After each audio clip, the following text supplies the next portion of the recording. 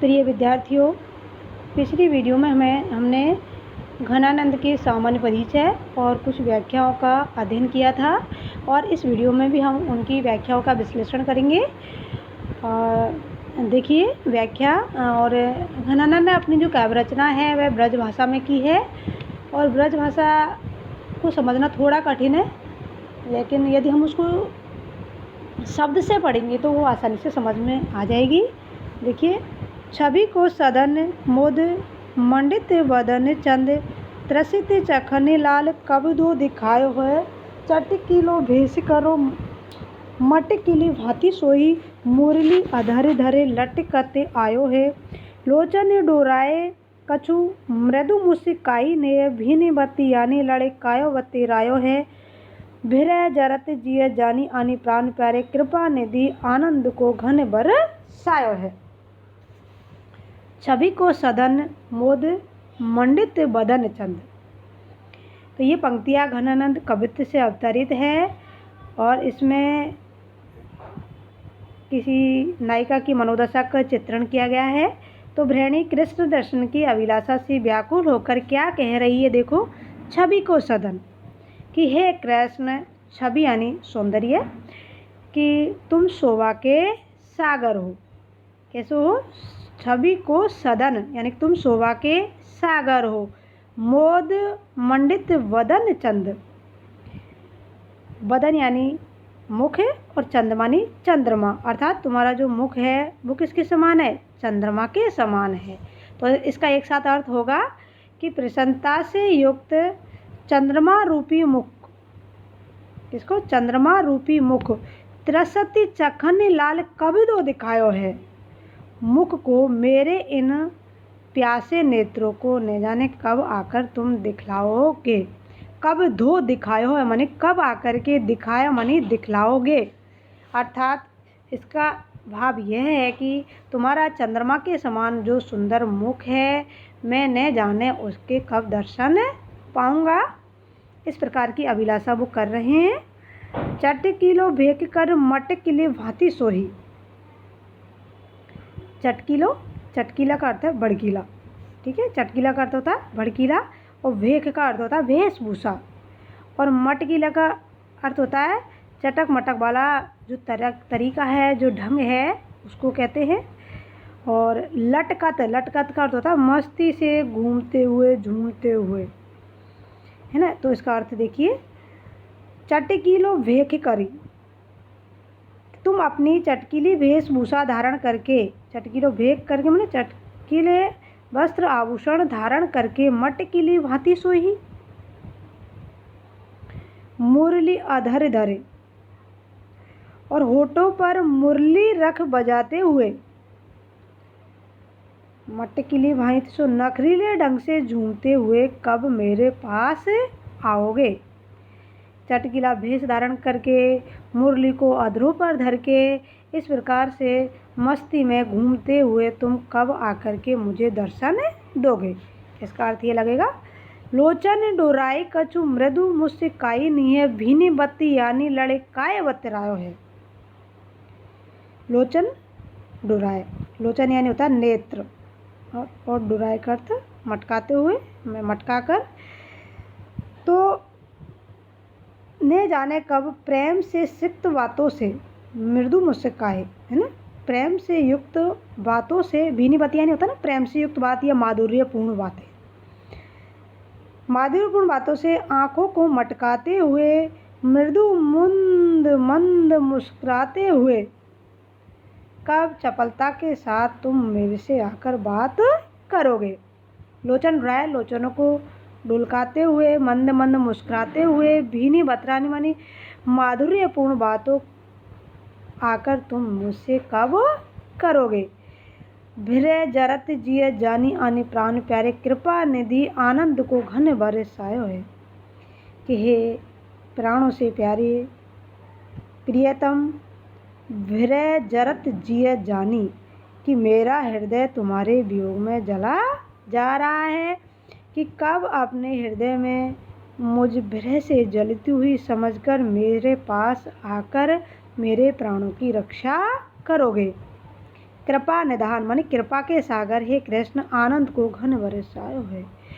आनंद के बादल को बरसाओगे अर्थात अत्यधिक आनंद की वर्षा करोगे। कहने का मतलब यह है कि तुम जब मेरे पास आओगे तब मुझे अनिर्वचनीय आनंद की प्राप्ति होगी। तो उस आनंद के भागी तुम मुझे कब आकर के बनाओगे और तुम जल्दी आकर मुझे दर्शन दो ताकि मेरा जो वियोग है यह शांत हो और मुझे तुम्हारी प्राप्ति हो।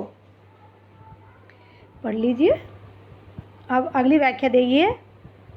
वही मुझसे कानी भई मृदुवती रानी भई लरकीनी वानी आनी उर में अरती है भई गति लेन ओ बजावनी ललित वैन भई हंसी देन हियारा ते न टरती है भई चतुराई सो चिताई चाई वे की छवि भई छैलताई न छिनक विषय रती है।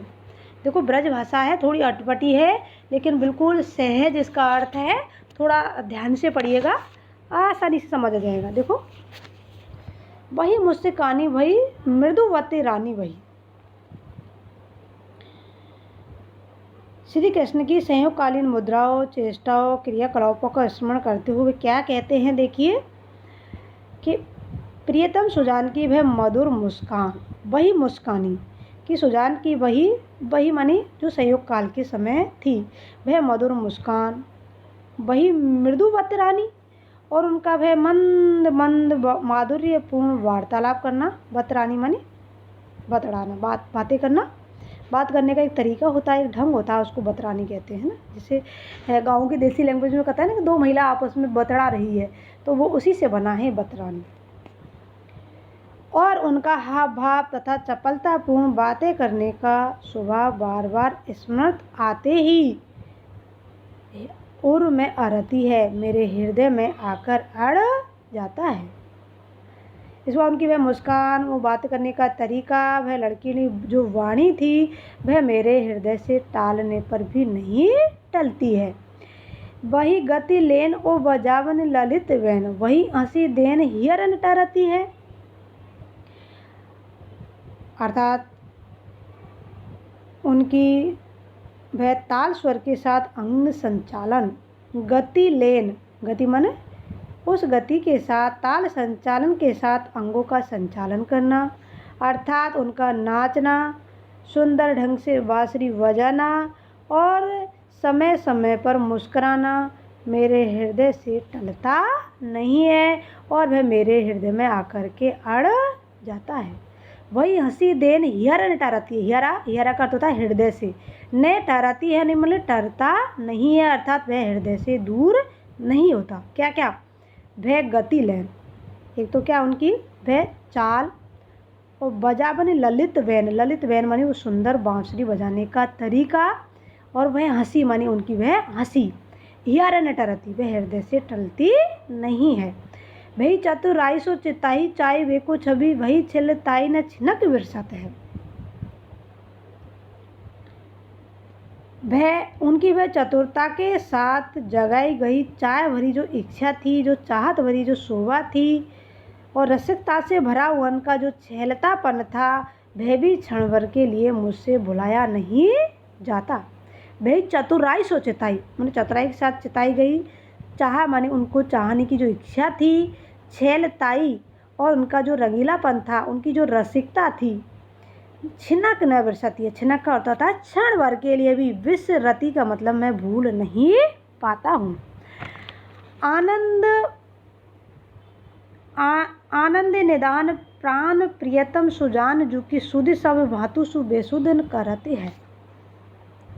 इस प्रकार आनंद निधान माने आनंद के आधार, मेरे आनंद के सर्वस्व, प्राण प्रीतम प्राणों से भी अधिक प्रिय माने जो प्राणों से भी अधिक प्रियतम सुजान जू की सुधी मानी स्मृति सब भांति सुबेसोधी करते हैं कि सुजान की स्मृति आती रहती है और वह मुझे पूरी तरह बेसुध कर देती है। मैं सुध बुध खो बैठता हूँ, अर्थात जब मुझे सुजान की याद आती है, उनकी वह स्मृति मेरे स्मृति पटल पर अंकित होती है, तो मैं अपना सब कुछ विस्मृत कर बैठता हूँ। तो इसमें उनकी संयोग काल की जो छवि थी, उन संयोग काल की जो चेष्टाएँ थीं, उनको याद करके घनानंद के हृदय को वेदना हो रही है, तो उसी वेदना का इस चित्रण इन पंक्तियों में किया गया है। तो यहाँ नायिका की ब्रहकालीन स्मरण दशा का सुंदर चित्रण हुआ है और विभिन्न अलंकारों के माध्यम से उन्होंने अपने भाव को अभिव्यक्त किया है। अब अगली व्याख्या हम अगली वीडियो में पढ़ेंगे और थैंक यू।